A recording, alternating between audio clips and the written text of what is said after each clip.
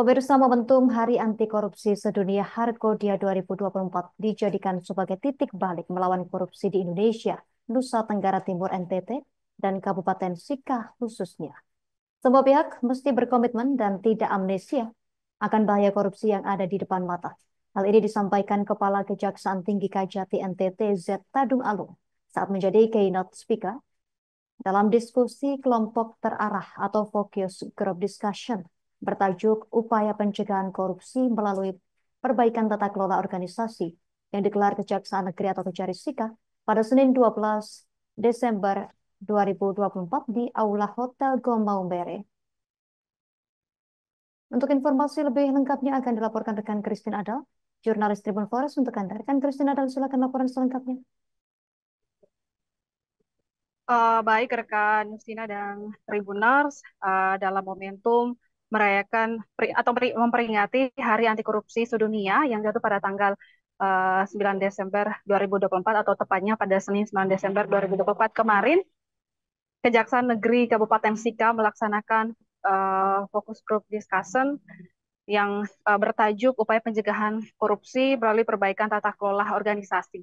Dan momentum memperingati Hari Anti Korupsi Sedunia ini yang dilaksanakan dalam bentuk FGD melibatkan para pimpinan organisasi perangkat daerah atau OPD di Kabupaten Sika, kemudian juga penjabat Bupati Sika, kontraktor dan juga atau penyedia jasa dan Forkopimda. Dan dalam FGD ini juga Kepala Kejaksaan Tinggi Nusa Tenggara Timur Z. Tadung Alo sebagai keynote speaker untuk membuka pelaksanaan FGD ini. Kemudian juga narasumber sendiri dari Kejaksaan Negeri Sika, yakni Kepala Kejaksaan Negeri Sika Ibu Ina Malo, dan ada juga ahli pengadaan barang dan jasa, salah seorang dosen dari Politeknik Negeri Kupang, dan juga penjabat Bupati Sika sendiri, Pak Alvin Parera. Dan dalam momentum ini yang menarik bahwa Kepala Kejaksaan Tinggi Negeri Sika mengatakan momentum ini harus menjadikan titik balik untuk melawan kasus korupsi di Indonesia, khususnya di Nusa Tenggara Timur maupun juga di wilayah Kabupaten Sika. Ini melihat bagaimana kasus korupsi yang terus terjadi dan terus meningkat setiap tahunnya. Dan kemarin atau tahun ini Kejaksaan Tinggi NTT telah memasukkan 76 kasus ke pengadilan yang kurang lebih merugikan negara 137,7 miliar rupiah. Dari pernyataan kemarin Pak Kejati NTT, Pak Z mengatakan korupsi ini memang diibaratkan seperti penyakit kanker yang jika dibiarkan akan dapat menyebar dan merusak seluruh tubuh.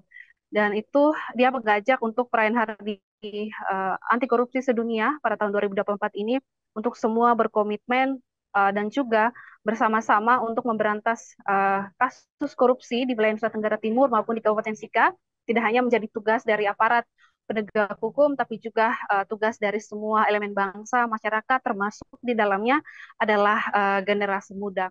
Dan juga menariknya dalam diskusi terarah ini, Kepala Kejaksaan Negeri Sika Ibu Ina Malo juga membeberkan fenomena kasus yang terjadi di Kabupaten Sika, yakni kasus korupsi yang paling menyasar dari pengadaan barang dan jasa yang menjerat PPK atau penjabat pemuat komitmen yang tahun ini sudah banyak yang ditahan oleh Kejaksaan Negeri Sika terkait dengan proses pengadaan barang dan jasa yang melibatkan PPK, yakni para ASN dari OPD atau Organisasi Perangkat Daerah Kabupaten Sika. Untuk itu terkait dengan penangkapan PPK yang marak terjadi atau merupakan penyumbang kasus korupsi terbesar di Kabupaten Sika, Ibu Kejari, Ibu Ina Malo mengungkapkan bahwa saat ini Kabupaten Sika, pemerintah daerah juga kesulitan untuk mendapatkan atau mencari PPK.